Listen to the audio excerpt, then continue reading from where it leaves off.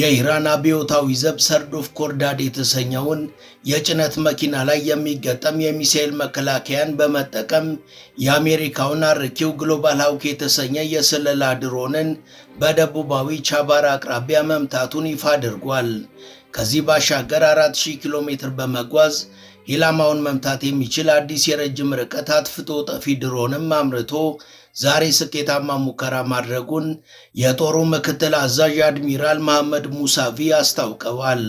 የጦሩ ዋና አዛዥ ጀነራል ሰላሚ በበኩላቸው ኢራን አሁን ላይ የትም ይሁን የት ጠላቶቿ ባሉበት ቦታ ሁሉ መድረስ ትችላለች፣ አሁን ላይ ከመቼውም በላይ አጠገባቸው ነን ሲሉ ዝተዋል። ይህ በእንዲህ እንዳለ የኢራን ፓርላማ የብሔራዊ ደህንነት ኮሚቴ ኃላፊ የሆኑት ኢብራሂም አዚዚ እስራኤል በሊባኖስ ላይ የምትሰነዝረውን ጥቃት ካላቆመች በአካባቢው ባሉ የእስራኤልና የአሜሪካ ወታደሮች ላይ ከባድ ነገር እንደሚከሰት በይፋ አስጠንቅቀዋል። እስራኤል በሊባኖስ ላይ የምታደርገውን ተደጋጋሚ ድብደባ ታቁም ስትል የጠየቀችው ኢራን አሁን ላይ ግን ይበቃል ብላለች። በሰሜን እስራኤልም ከባድ ጥቃት ስለምፈጽም የአካባቢው ነዋሪዎች አካባቢውን ለቃችሁ ውጡ ስትል መመሪያዋን አስተላልፋለች።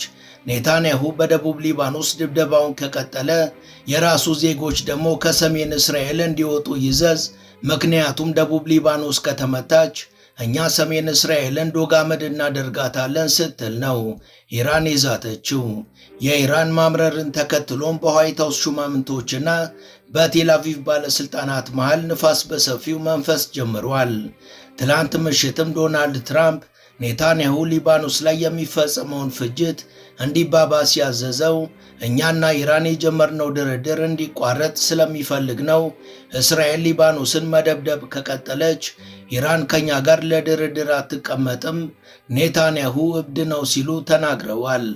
አሁን ላይ በቀጠናው ያለው ጡዘት ከቁጥጥሯ ውጪ የሆነባት አሜሪካ ለኦማን ማስጠንቀቂያ ሰጥታለች። ኦማን ከኢራን ጋር ያላትን የትኛውንም አይነት ግንኙነት ሙሉ በሙሉ ካላቆመች አስገምጋሚ ሚሳኤሎችና አውዳሚ ቦምቦች እንደሚዘንቡባት ነው ያስጠነቀቀችው።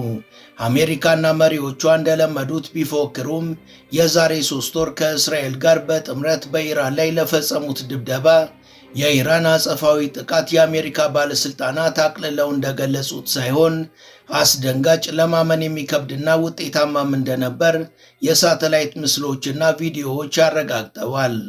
ነገሮች እጅግ እየከረሩ የኢራንም ጡንቻ እየጠነከረና ከደረሳችሁብኝ አልምራችሁም የሚለው ቃሏ ቀጠናውን ነክቶ እስኪመሽ በስጋት መናጡን ቀጥሏል። Peace talks in the Middle East could be on the verge of total collapse tonight, with new reports Iran is walking away from negotiations with America.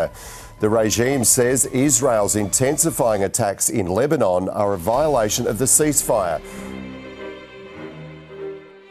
ሰላም ጤና ይስጥልን። በመላው ዓለም የምትገኙ ውድ የመሿለኪያ ቤተሰቦች በዛሬው መሰናዷችን በአሜሪካና በኢራን ዙሪያ በዛሬው ዕለት ስለተከሰቱ አስገራሚ ጉዳዮችና በቀጠናው ያንዣበበ ስላለው አዲስ ስጋት እናስቃኛችኋለን። ቻናላችንን ሰብስክራይብ፣ ላይክ እና ሼር ታደርጉ ዘንድም እንጋብዛለን።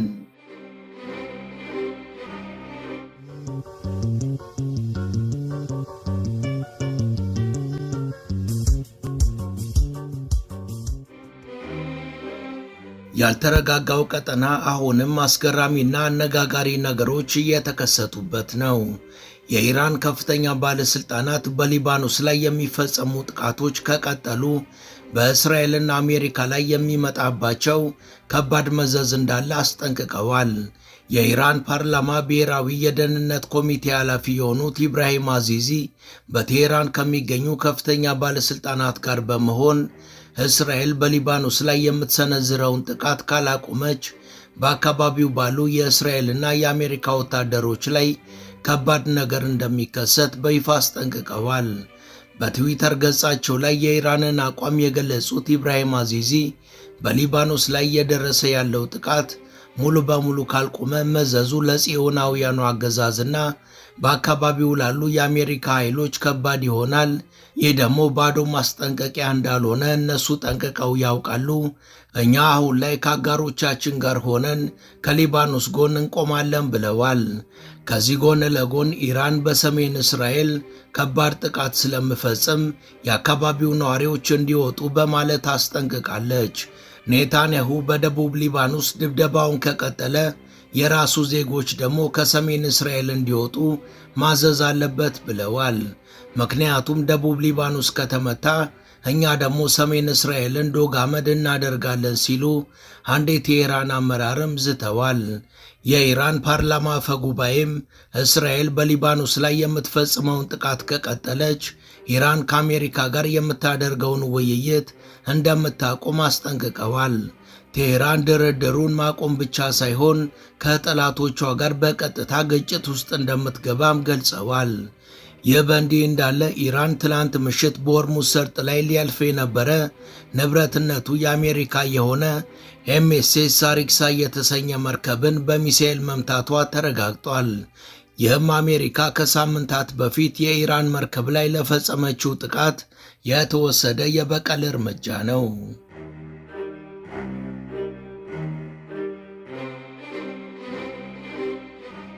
ይህ የኢራን አካሄድ ያሰጋቸው ትራምፕ ቤንያሚን ኔታንያሁን ወርፈዋል። አሁን ላይም በዋይት ሃውስ ሹማምንቶችና በቴል አቪቭ አመራሮች መሃል ንፋስ በሰፊው ገብቷል። ትላንት ምሽት ዶናልድ ትራምፕ እስራኤል በሊባኖስ ላይ የምትፈጽመውን ፍጅት በማባባሷ የእስራኤሉን ጠቅላይ ሚኒስቴር ቤንያሚን ኔታንያሁን ነቅፈውታል። ኔታንያሁ ይህን የሚያደርገው እኛና ኢራን የጀመርነው ድርድር እንዲቋረጥ ነው። እስራኤል ሊባኖስን መደብደብ ከቀጠለች ኢራን ከኛ ጋር ለድርድር አትቀመጥም። ይሄ ኔታንያሁ የሚሉት ሰውዬ እብድ ነው። እኔ እዚህ ቦታ ላይ ባልገኝ ኖሮ ይሄኔ ታስሮ ነበር። አሁንም ሁሉም ሰው ይጠላዋል። ሁሉም በሱ ምክንያት እስራኤልንም እየጠላ ነው። ሊታሰር ሲል እኔ ባልደርስለት ኖሮ ይሄኔ መገኛው ከርቸሌ መሆኑንም የዘነጋ ውለታ ቢስ ነው ሲሉ ትራምፕ ኔታንያሁን ወቅሰውታል። ትራምፕ አሁን ላይ ለሊባኖሳውያን ሕይወት ተጨንቀው ሳይሆን ከኢራን ጋር ላላቸው ድርድር ሲሉ በሊባኖስ ያለውን ጦርነት ለማስቆም እየሞከሩ ነው። ትራምፕ በሊባኖስ ያለው ጦርነት ወደ ዋና ከተማዋ ቤሩት እንዳይሄድ ለመከላከል ከኔታንያሁና ከሂዝቦላ ጋር ያደረጉትን ውይይት ተከትሎ ዲፕሎማሲያዊ መርታ ሊታይ ይችላል ተብሏል። በዚህ ዙሪያ የተናገሩት የቀድሞው የጸረ ሽብር ማዕከል ዋና ኃላፊ ጆን ኬት እስራኤላውያን እስከ ዛሬ ስንት የሰላም ስምምነቶችን እንደጣሱና ስንት ድርድሮችን ደግሞ እንዳስተጓጎሉ ለመቁጠር ይከብዳል። ትራምፕ በየትኛው መንገድ ኔታንያሁን ካላስቆሙት ከዚህ በኋላ ከባድ ነገር መፈጠሩ አይቀርም ብሏል። If it doesn't happen sometime really soon, then I'm going to lean more towards there definitely is something else that we're not seeing here that's much darker that's preventing Trump from doing that. ትራምፕ አሁን ኔታንያሁን ለከት ካላስያዘውና ካጠገቡ ካላራቀው እንዲሁም ማን የበላይ እንደሆነ አስረግጦ ካልነገረው እኛ የማናውቀው በጣም በጨለማ የተዋጠ መጥፎ ነገር ከጀርባቸው አለ ማለት ነው። ኔታንያሁ አሁን ላይ ከትራምፕ ፍላጎት በተቃራኒ መጓዙን ከቀጠለና ትራምፕ ዝም ካለው የትራምፕ የቁልቁለት ጉዞ ጅማሩ ይሆናል። ስለዚህ ከዚህ በላይ ሊታገሱ አይገባም። በሌላ በኩል ኦማን ከኢራን ጋር ያላትን የትኛውንም አይነት ግንኙነት ሙሉ በሙሉ ካላቆመች ከባባድ ሚሳኤሎችና አውዳሚ ቦምቦች እንደሚዘንቡባት አሜሪካ አስጠንቅቃለች። ኦማን ከኢራን መንግስት ጋር ያላትን ዲፕሎማሲያዊ ግንኙነት እንድታቋርጥ አሜሪካ ጫና እያደረገች ሲሆን የኦማንን ገለልተኛ አካሄድ በጠላትነት መተርጎሟም ተገልጿል። በቅርብ ቀናት ውስጥ የትራምፕ አስተዳደር በኦማን ላይ ማዕቀብ ሊጥል እንደሚችልና አልፎ ተርፎም ወደ ሚሊተሪ ኦፕሬሽን ሊገባ እንደሚችል እየተገለጸ ነው። ነገሮች በዚህ መልኩ ይቅራቡ እንጂ እስካሁን ኦማንን ለማጥቃት ምንም አይነት የተዘጋጀ ዕቅድ አለመኖሩን የዋይት ሃውስ ሹማምንቶች ገልጸዋል። ኦማን ከዚህ ቀደም በደጉ ጊዜ በኢራንና በአሜሪካ መካከል ለሁለት ዙር የኒውክለር ድርድርን ሸምግላለች። ሁለቱም ዙር ድርድሮች የተቋረጡት አሜሪካና እስራኤል በጋራ ኢራን ላይ በፈጸሟቸው ድንገተኛ ጥቃቶች ነበር። ሰው ምን ይለኛልን የማያውቁት ትራምፕ በ2008 ጆርጅ ቡሽን የኮነኑበትንና የከሰሱበትን ተግባር አሁን ላይ ራሳቸው መልሰው እየፈጸሙት ነው። ከ18 ዓመታት በፊት እንደ ግሪጎሮሳውያኑ የዘመን ቀመር በ2008 ዶናልድ ትራምፕ ጆርጅ ቡሽን በውሸት ወደ ከባድ ጦርነት ውስጥ ከቶናል፣ የመካከለኛው ምስራቅ ጦርነቶቻችንም በሱ ውሸት የተፈጠሩና ዋጋ ያስከፈሉን ስለሆነ ቡሽ መቀጣትና ከስልጣን መውረድ አለበት ብለው ነበር። አሁን ላይ ታዲያ ትራምፕ ኢራንን 2 ጊዜ በውሸት አላግባብ ከመውረር አልፈው አሁን ደግሞ አፈሙዛቸውን ወደ ኦማን ከማዞራቸው በፊት ይህንን ንግግራቸውን ለራሳቸው ቢነግሩ ጥሩ ነበር ሲሉ በርካቶች ተሳልቀዋል።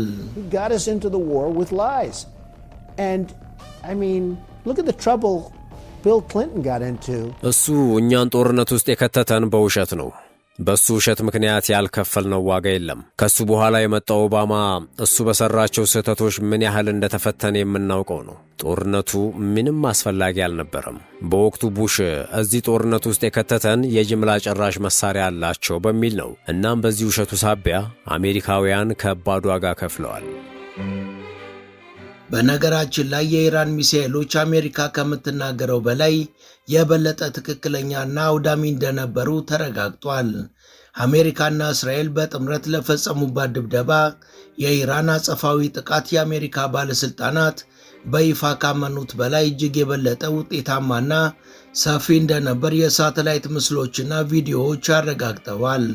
ጦርነቱ ከተጀመረ ጊዜ አንስቶ የኢራን የአጸፋ ጥቃት በመካከለኛው ምስራቅ በሚገኙ 8 ሀገራት ማለትም በሳውዲ አረቢያ፣ በኤሚሬትስ፣ በኳታር፣ በኩዌት፣ በኢራቅ፣ በዮርዳኖስ፣ በባህሬንና በኦማን ላይ የሚገኙ ተቋሞቻቸው ላይ ያነጣጠረ ነው። በእርግጥ የኦማኑ ጥቃት በስህተት የተፈጸመ ነው። እናም የሳተላይት ምስል ተንታኞች የተጎዱት ጣቢያዎች ትክክለኛ ቁጥራቸው 28 ሊደርስ እንደሚችል ይገልጻሉ። እነዚህ ኦፕሬሽኖች የላቁ የአየር መከላከያ ስርዓቶችን፣ ነዳጅ የሚሞሉ አይሮፕላኖችን፣ ራዳሮችን እና በ100 ሚሊዮን ዶላሮች የሚቆጠሩ መሠረተ ልማቶችን አውድመዋል ወይም ሙሉ ለሙሉ አበላሽተዋል። በዚህ ምክንያት ቁልፍ ኪሳራዎች በአሜሪካ፣ በእስራኤልና በ8ቱ ሀገራት ላይ ተመዝግበዋል። ለአብነት ያህልም በኤሚሬትሱ አልርዋይስ እና በአልሳድር የአየር ኃይል ቤዝ ላይ እንዲሁም በዮርዳኖሱ ሙዋፋቅ ሳልቲ የአየር ኃይል ቤዝ ላይ 3 የታድ ጸረ ባላስቲክ ሚሳኤል ባትሪዎች ተጎድተዋል። አሜሪካ በዓለም አቀፍ ደረጃ ከነዚህ እያንዳንዳቸው $1 ቢሊዮን ከሚያወጡ ባትሪዎች ማምረት የምትችለው 8ቱን ብቻ ነው። ከኤሚሬትሱና ከዮርዳኖሱ ጥቃት በተጨማሪ በሳውዲው የልዑል ሱልጣን አየር ማረፊያ በነዳጅ መሙላትና በክትትል ላይ በነበሩ አይሮፕላኖች ላይ የተስተናገደው ጉዳት በእጅጉ ከባድ ነው ተብሏል። ተንታኞች ይህን ለመተካትም በ100 ሚሊዮኖች የሚቆጠር ዶላር እንደሚያስወጣ ገልጸዋል። ውድ የመሿለኪያ ቤተሰቦች ይህን ዘገባ እዚህ ድረስ ከተከታተላችሁት ቻናሉ የበለጠ እንዲያድግ አንድ ጊዜ ሰብስክራይብ እንድታደርጉ አስታውሰን ተረካችንን እንቀጥል። ሶስተኛው ደግሞ በኩዌቱ አሊ አልሳሊም የአየር ማረፊያ ላይ በነዳጅ ማከማቻ መጋዘኖች፣ በአይሮፕላን ማንጋራዎችና በወታደራዊ መጠለያዎች ላይ የደረሰው ከባድ ውድመት ነው። በዛው በኩዌት በካምፕ አፍሪጃን የሚገኙ የሳተላይት መገናኛ አውታሮች ላይ የደረሰው ጉዳትም በጉልህ የሚጠቀስ ነው። በኢራን አስከፊ የአጸፋ ጥቃት እርምጃም ቢያንስ ከየካቲት ወር ጀምሮ እንኳን በርካታ ኤፍ-15 እና ኤፍ-35 ተዋጊ ጀቶች ወድመዋል። 24 የኤምኪው ሪፐር ድሮኖች ተከስክሰው ወድመዋል። ኤስ-10 የተባለ ግዙፍ የጥቃት አይሮፕላንም ተመቶ ወድቋል። በአጠቃላይ የጀት የድሮንና የአይሮፕላን ውድመቶች ከ12 ጊዜ በላይ ተከስቷል። ይህም በድምሩ የውድመቱን የኪሳራ መጠን በትሪሊየኖች እንዲሆን አድርጓል። መጀመሪያ ላይ የፔንታገን ግምት የኦፕሬሽን ኢፒክ ፊውሪ አጠቃላይ ወጪ $29 ቢሊዮን ይሆናል የሚል ሲሆን አብዛኛው ወጪም የተበላሹ መሳሪያዎችን ከመጠገን ወይም ከመተካት ጋር የተያያዘ ይሆናል ብሎ ነበር። አሜሪካ በጦርነቱ ውድ የሆኑና በቴክኖሎጂ የበለጸጉ ንብረቶችን የተጠቀመች ሲሆን ነገን ያሰበችው ብልሃ ኢራን ግን በዝቅተኛ ዋጋ ሊገዙ የሚችሉ ሰው አልባ አውሮፕላኖችን በመጠቀም ዘመናዊዎቹን ከተጠቀመችው አሜሪካ በብዙ እጥፍ የሚበልጥ እጅግ አስከፊ ውድመትን በእስራኤልና የአሜሪካ የጦር ቤዝ ባሉባቸው 8 ሀገራት ላይ ያደርሳለች። የኢራን ጠቅላይ መሪ አያቶላ ሙጃታባ ካሜኔ ከዚህ በኋላ የፋርስ ባሕረ ሰላጤ ሀገራት ለአሜሪካ ጦር ሰፈር ጋሻ አይሆኑም የሚለው ማስጠንቀቂያቸው ጮክ ብሎ የሚያስተጋባውም ለዚህ ነው።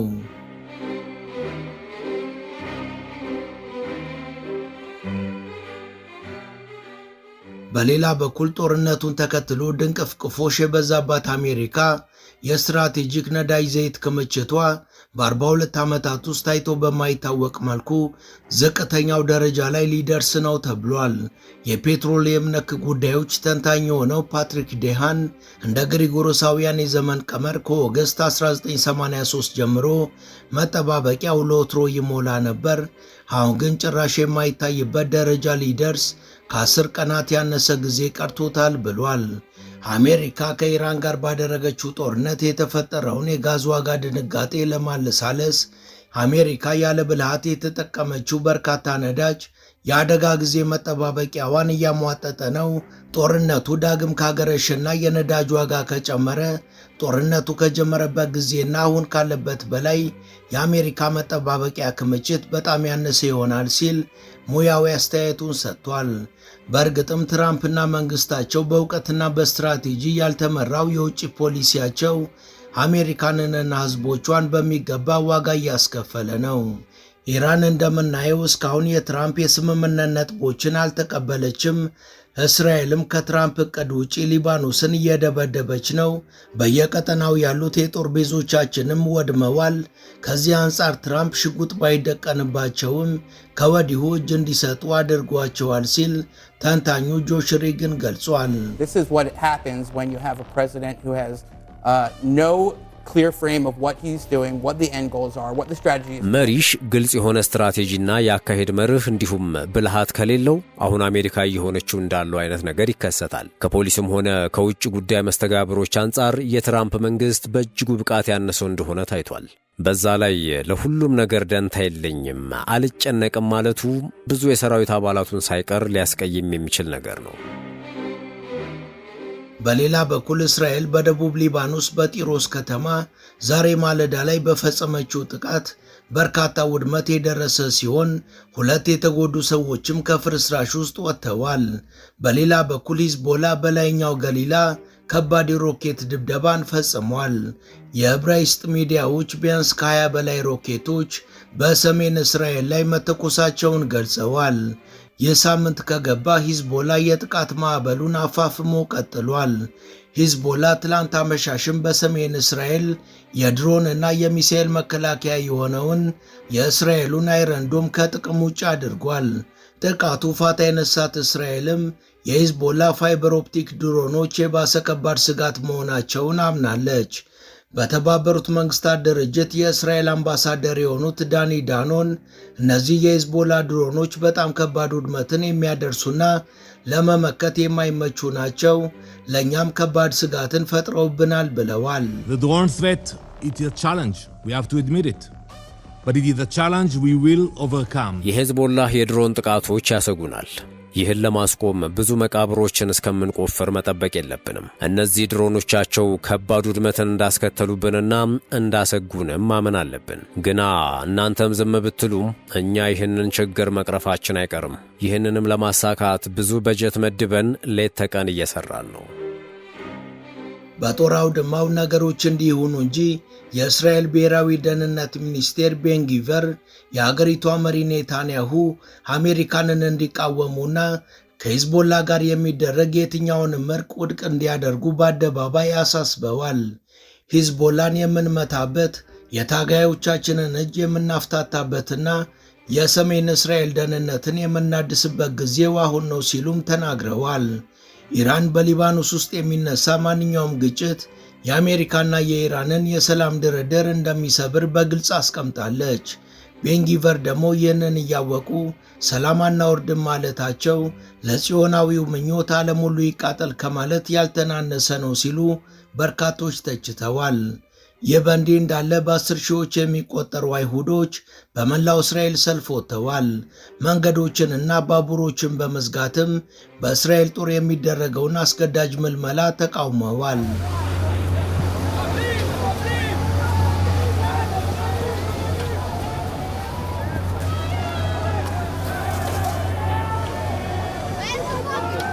የተቃውሞ አውራ ጎዳናዎችን አበላሽቷል። በኢየሩሳሌምም ሆነ በቴል አቪቭ የባቡር ጣቢያዎች የሕዝብ ትራንስፖርት ቆሟል። አንዳንድ ተቃዋሚዎች በጽዮናዊ ከምንኖር እንደ አይሁዶች መሞትን እንመርጣለን፣ እንዲሁም ለጽዮናዊነት ሃይማኖት ስንል ይህን ሰራዊት ማገልገል አንፈልግም በማለት መንግሥታቸውን አውግዘዋል። ወታደራዊ አገልግሎት በእስራኤል ውስጥ ለአብዛኞቹ አይሁዳውያን ወንዶችና ሴቶች ግዴታ ነው። ጦርነቶችን በበርካታ ግንባሮች ሲዋጋ ከፍተኛ የወታደር እጥረት የገጠመው የእስራኤል ጦርም የግዴታ አገልግሎት ጊዜውን አሁን ላይ ማራዘም ይፈልጋል። አብዛኞቹ አይሁዳውያን ወንዶች ወደ 3 ዓመት የሚጠጋ ወታደራዊ አገልግሎትን እንዲሰጡ ይጠበቅባቸዋል። አይሁድ ሴቶች ደግሞ 2 የግዴታ ዓመታትን ያገለግላሉ። ሰልፈኞቹም ይህንን በመቃወም በርካታ መፈክሮችን አሰምተዋል። በምላሹም የእስራኤል ፖሊሶች ተቃዋሚዎች ላይ የውሃ መድፍን ተጠቅመዋል።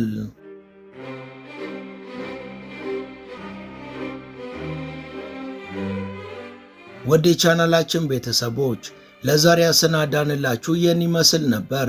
እስከ ዝግጅታችን ፍጻሜ አብራችሁን ስለነበራችሁ ከልብ እናመሰግናለን። በቀጣይ ቢሰሩ የምትሏቸውን ርዕሰ ጉዳዮች ብትጠቁሙን ደስ ብሎን እንቀበላለን።